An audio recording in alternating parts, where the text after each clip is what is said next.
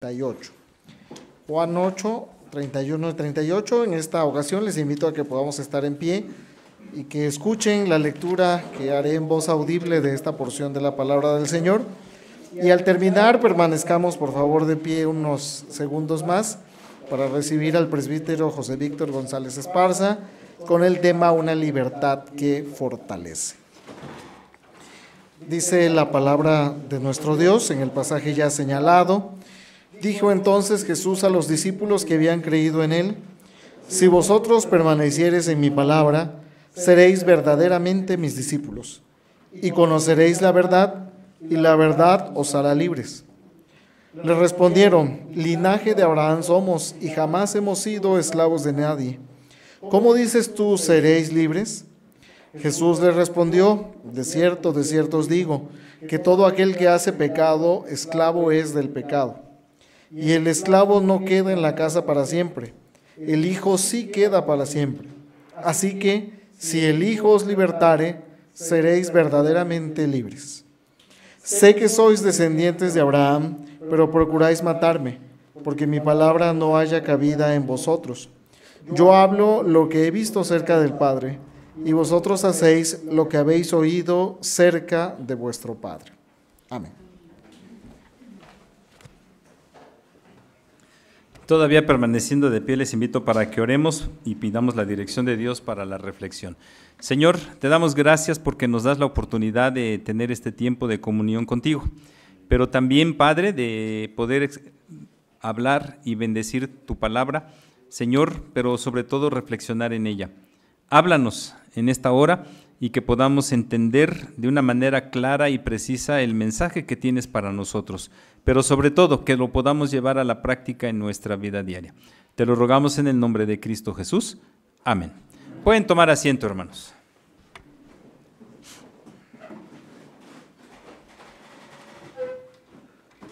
Recordando un poco el sentir de Juan cuando escribe su evangelio, él establece su propósito al final de este evangelio, en el capítulo 20, versículo 31, cuando ha dicho que las cosas que están escritas aquí, cuando menos en este evangelio, han sido puestas para que creamos que Jesucristo es el Hijo de Dios y para que creyendo en su nombre tengamos vida eterna. Y en ese sentido, hermanos, tendríamos que considerar lo que implica ese hecho de tener la vida eterna. El autor de la carta a los Hebreos dice que debemos considerar nuestra salvación con temor y temblor. ¿Por qué? Porque es algo muy importante en nuestra vida. El Señor Jesucristo decía que el que tomara el arado y viera para atrás no era digno de ser su discípulo. Y esto lo decía, hermanos, porque muchas veces decimos que creemos, pero en la práctica es como si no creyéramos. Decimos que confiamos en Dios, pero en la práctica no confiamos en el Señor. Y así podríamos hablar de esas contradicciones que hay en nuestra vida. Pero la mayor de las contradicciones, hermanos, que tenemos como creyentes en Jesucristo es decir que no pecamos cuando la realidad es que sí. El Señor Jesús habla aquí en el versículo 32, conoceréis la verdad y la verdad os hará libres. Y uno piensa, la libertad, ¿qué es la libertad? La libertad, si hablamos en términos políticos, es gozar de todas las garantías que, en este caso, un documento que es la Constitución nos da, ¿sí? Y que podemos ejercer de acuerdo a nuestros propios criterios. Pero también la libertad es no estar privado precisamente de esa posibilidad de poder estar en todos los lugares, de poder transitar, de poder ir a donde yo quiera. Contrario, se contrapone a vivir en prisión, ¿sí? Donde ahí no hay más que estar en un lugar determinado. El otro tipo de libertad se habla con relación a la esclavitud. Es lo contrario de la esclavitud. No estar sometido a una persona más bien sin gozar de derechos, sin gozar de ninguna, valga la redundancia, libertad, sino estar sometido solamente a las decisiones de esa persona. ¿A cuál libertad creen que se refería el Señor Jesús, hermanos? De todas estas que les he mencionado, ¿A cuál libertad creen que se refería? Y les pregunto esto porque cuando el Señor Jesús habla acerca de esta frase, Él nos está planteando, hermanos, hacia dónde quiere dirigirse. Y lo primero que les dice en el versículo 31, fíjense, dice a los judíos que habían creído en Él: si vosotros permaneciereis en mi palabra, seréis verdaderamente mis discípulos. Fíjense, lo primero que habla es permanecer en su palabra. Ahora, ¿cuál palabra? ¿En lo que Él dice solamente? No, cuando habla de mi palabra, está hablando también de la ley. Está hablando de todo lo contenido en el Antiguo Testamento, que era lo que se tenía en ese momento. O dicho en otras palabras, valga la redundancia, Él estaba refiriéndose a la Escritura. Y hermanos, en ese sentido, nosotros tendríamos que considerar precisamente nuestra posición con respecto a la palabra del Señor. ¿Realmente para nosotros es la norma de fe y conducta? ¿Nos dejamos guiar por todo lo que Dios nos ha determinado ahí en su palabra, hermanos? ¿Hemos sido fieles al Señor en el cumplimiento de sus mandamientos? Y conste que el mismo Señor, claro, a lo mejor alguno dirá: hermano, la perspectiva del Antiguo Testamento ya no es la misma que la del Nuevo. En cierto sentido sí tienen toda la razón, pero en lo fundamental no, en lo fundamental es lo mismo. Y a lo que voy es, el Antiguo Testamento señala que si uno quebranta un mandamiento, aún el más pequeño, está quebrantando toda la ley. Es decir, que si yo peco, a lo mejor cometo un pecado pequeñito, a mi parecer, ¿sí? Un pecado pequeñito, un ejemplo, la mentira. Y hasta todavía nos atrevemos a llamarles mentiras piadosas o mentiras blancas, mentiras que no hacen daño. No, hermanos, no nos engañemos, la mentira es mentira, no tiene un valor de ningún tipo. La mentira es mentira para Dios. O Él no nos dijo: ¿sabes qué? Miente cuando estés en una situación difícil. ¿O sí lo dijo? Miente cuando te descubran y no quieras que se sepan las cosas tal y como son. ¿Nos dijo eso? No, Él nos dijo: no mentirás. Así de sencillo. Pero bueno, vamos a pensar, vamos a dar el beneficio de la duda. La mentira, un pecado pequeñito. Bueno, dice la Escritura que si yo cometo ese pecado pequeñito, quebranté todos los demás mandamientos. ¿Recuerdan que habíamos dicho que, por ejemplo, en el pecado de David, no solamente fue el de adulterio y el de homicidio el que cometió David, sino que hubo toda otra serie de pecados que él cometió también? Algunos que diríamos: ¿de veras es pecado? Pues sí, como el de la pereza. ¿Qué estaba haciendo David? Estaba refrescándose del calor ahí en la terraza de su palacio. ¿Por qué digo de la pereza? Porque debía haber estado en la batalla, ¿sí? Y así le podemos ir agregando. A lo que voy, hermanos, es que cuando nosotros cometemos un pecado, no solamente cometemos un pecado, sino cometemos varios pecados alrededor de ese mismo. ¿Por qué? Porque si yo digo una mentira, estoy engañando. ¿Es pecado o no es pecado el engaño? Es pecado, ¿sí? Quiero evadir mi responsabilidad. ¿Es pecado o no es pecado evadir la responsabilidad, hermanos? Algunos dirían: es un error, es una falla. No, hermanos, es pecado el no asumir la responsabilidad que me toca porque no hago las cosas o porque hago cosas que no están correctas. Entonces, en ese sentido, el Señor dice: si ustedes permanecen en mi palabra, serán verdaderamente mis discípulos. Hermanos, ¿nos consideramos discípulos de Jesús? Es una pregunta interesante que nos tendríamos que estar haciendo constantemente.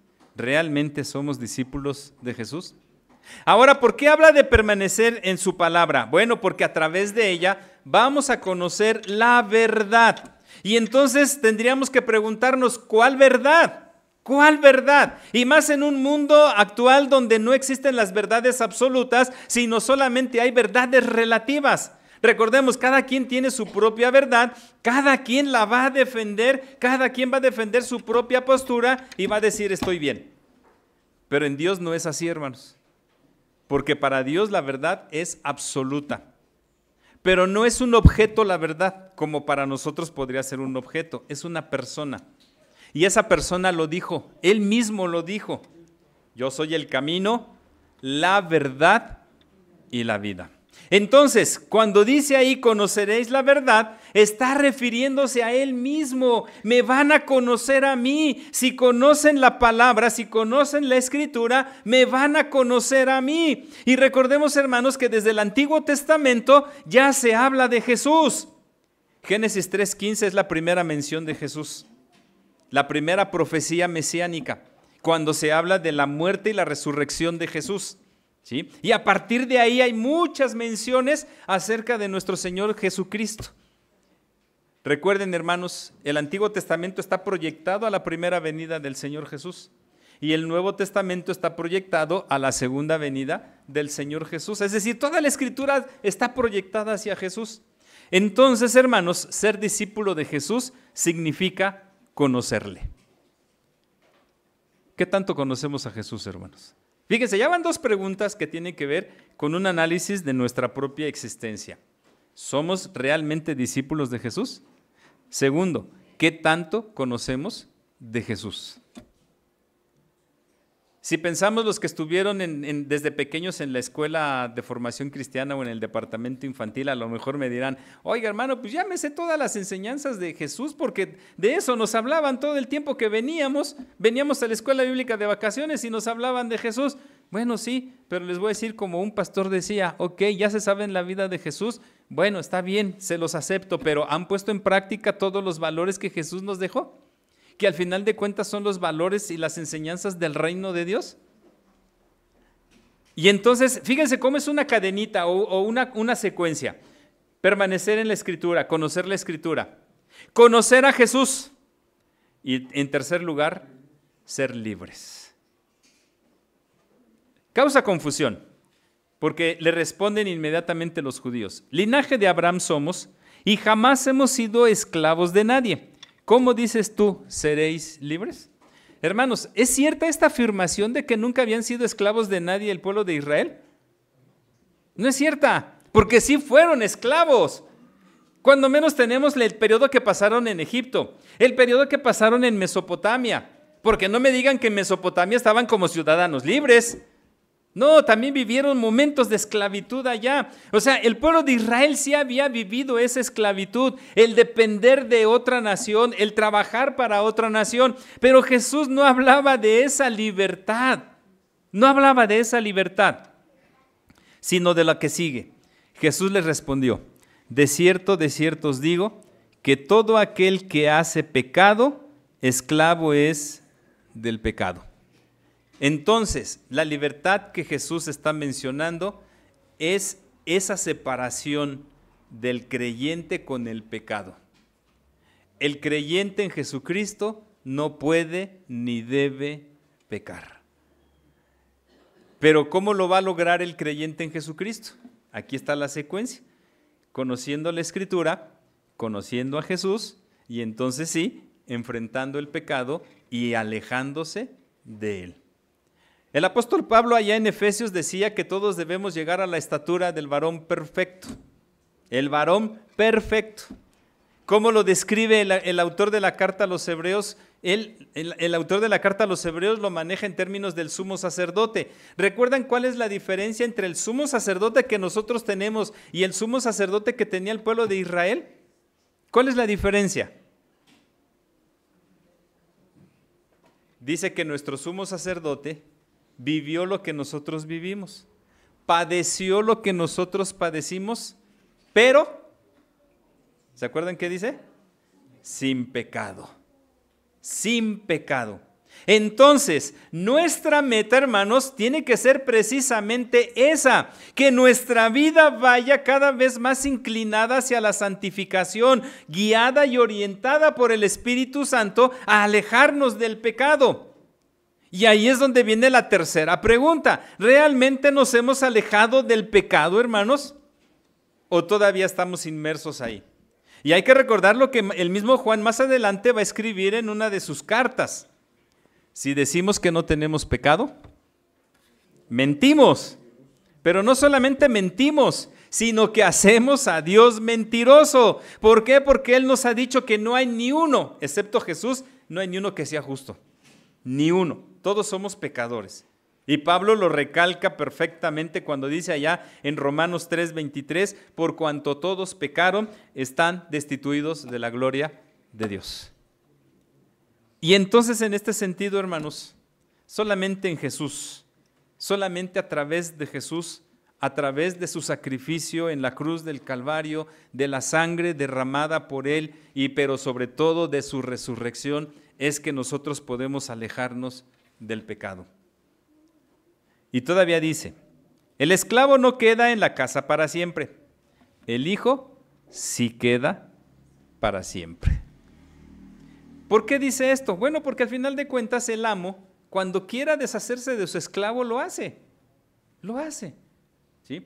Es más, si recordamos las leyes del Antiguo Testamento, había un decreto que se establecía donde cada 50 años los esclavos podían obtener su libertad, el año de la remisión.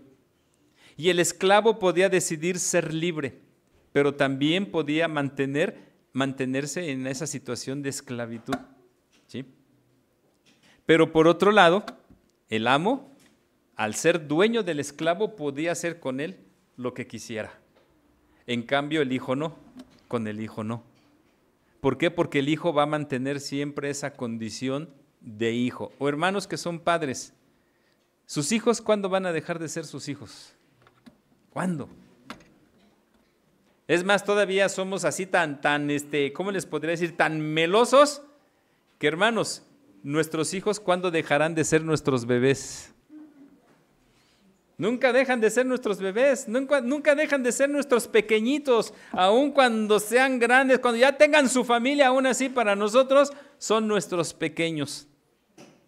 El ejemplo lo tenemos en la parábola del hijo pródigo, que por ahí estábamos reflexionando y estábamos analizando que esa parábola no se debió llamar la parábola del hijo pródigo, sino la parábola del amor incondicional del Padre.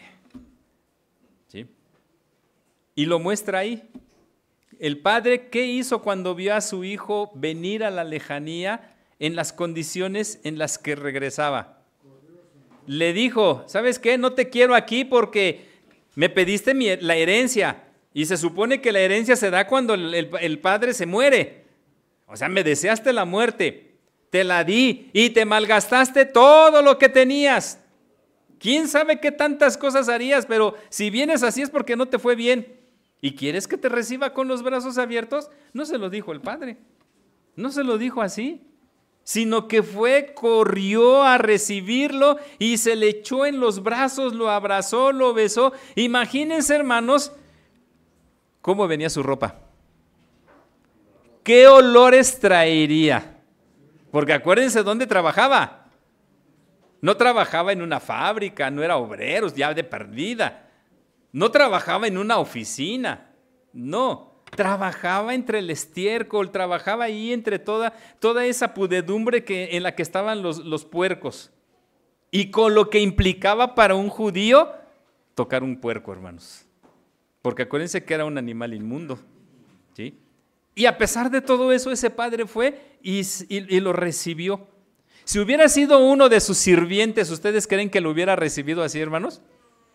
No, al sirviente sí le hubiera dicho, ¿sabes qué? Me hiciste esto, no tengo por qué estarte recibiendo. ¿Sí? Vete. Por eso dice Jesús, el esclavo no queda en la casa para siempre, pero el hijo sí. Así que, si el hijo os libertare, seréis verdaderamente libres. Y hermanos, en algo que todavía mucho más tendríamos que pensar seriamente es en el aspecto de nuestra salvación. ¿Realmente somos salvos, hermanos? ¿Podremos decir con toda seguridad y con toda convicción, ¿soy salvo? ¿O todavía nos quedan dudas de nuestra salvación, hermanos? Esto es un elemento importante, hermanos, porque no nos estemos engañando a nosotros mismos pensando que sí somos salvos, cuando en realidad no es así. El que es salvo, primero tiene la seguridad que da el Espíritu Santo. Y Pablo lo dice en Romanos. ¿Cómo podremos estar seguros de que somos salvos? Porque el Espíritu Santo nos da testimonio de que somos salvos. número 1. Número 2, por los frutos que tenemos que entregar, que tenemos que dar. ¿Sí? Número 3, por nuestro trabajo en la proclamación del Evangelio.